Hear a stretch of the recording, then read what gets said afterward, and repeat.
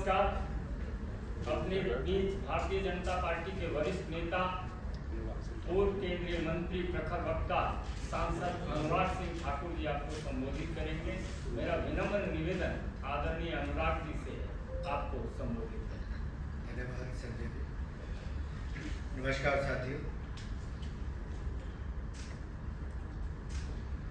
अगर देश में, मैं तो कहूँगा दुनिया भर में देखोगे,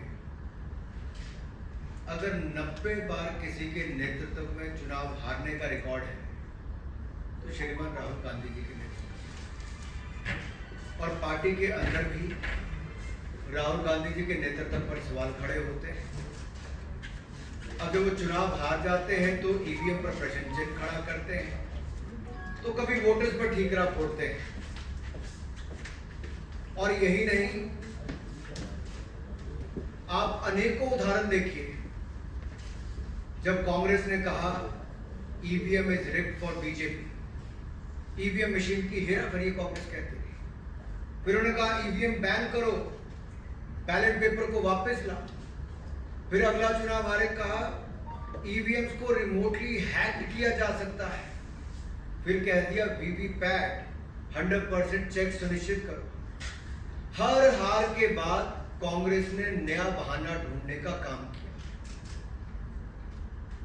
आत्मचिंतन, आत्मनिरीक्षण कांग्रेस ने नहीं किया, लेकिन आरोप ईवीएम इलेक्शन कमीशन से लेके संवैधानिक संस्थाओं पे बार बार लगाते रहे।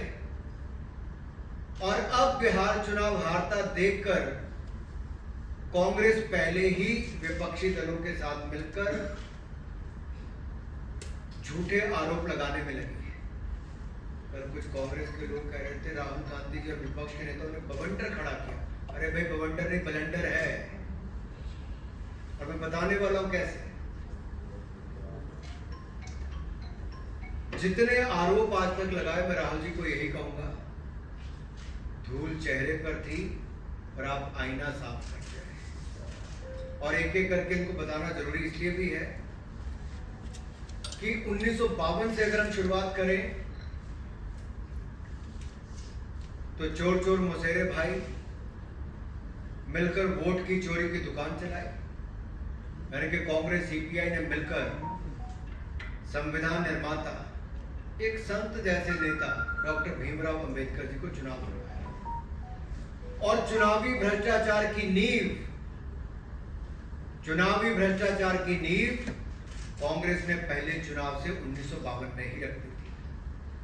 डॉक्टर बाबा साहब अंबेडकर को हराने का काम किया कांग्रेस सीपीआई ने मिलकर किया।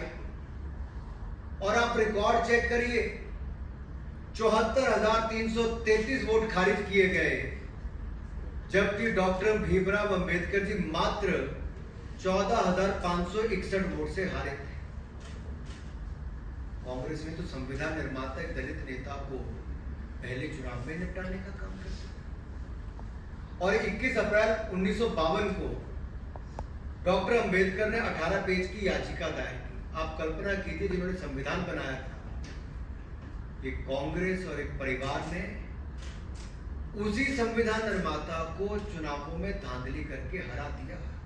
ये चुनावी भ्रष्टाचार का पहला उदाहरण। आगे बहुत सारे उदाहरण हैं। मैं चाहूंगा कि एक स्लाइड शो करके आपको, अगर इससे प्रेजेंटेशन देके अगर आप अनुमति देंगे तो मैं आपको बताना चाहूंगा।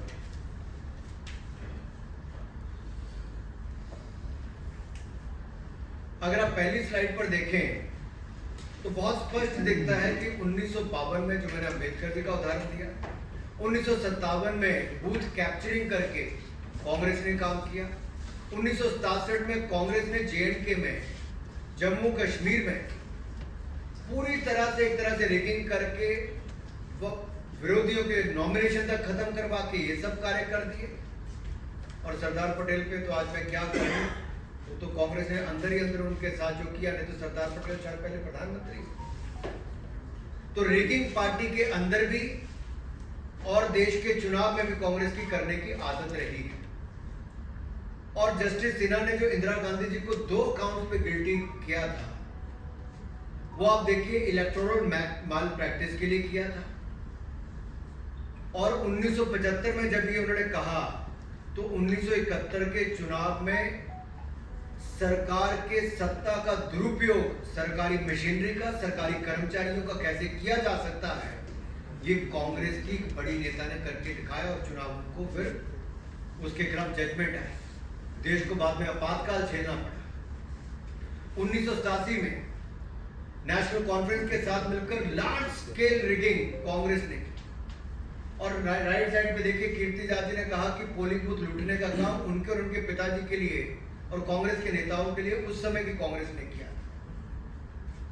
ये एक नहीं, ऐसे अनेक उदाहरण हैं और इस परिवार और पार्टी का शुरू से ये रहा है कि चुनाव हारते हो तो वोटर पे ठीकरा फोड़ दो या इलेक्शन कमीशन पे ठीकरा फोड़ दो या इलेक्शन कमीशन के नियमों पर, कार्यप्रणाली पर प्रश्न खड़ा कर दो। इंदिरा गांधी जी ने तो यहां तक कह दिया कि मतदाता मूर्खों का टोला है। इंदिरा गांधी